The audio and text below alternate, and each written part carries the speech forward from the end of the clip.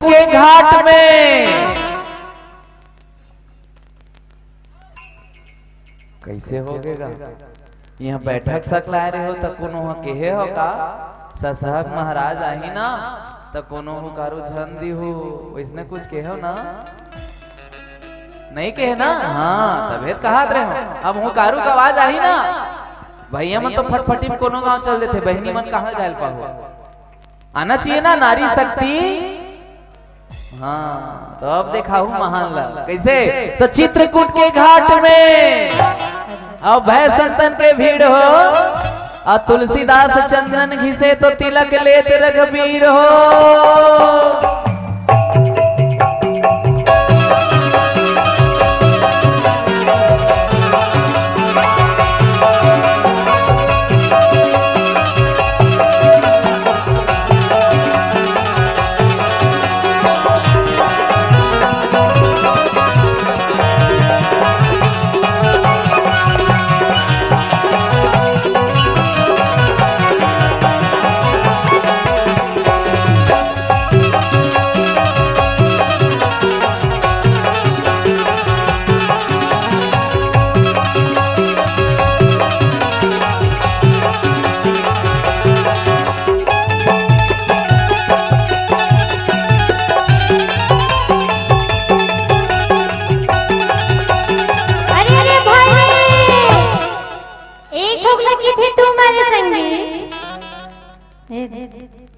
फिर बोला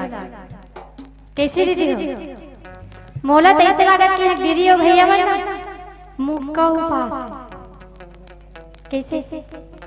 तभी काकरो हो करू का आवाज नहीं आवत कैसे दीदी हो आही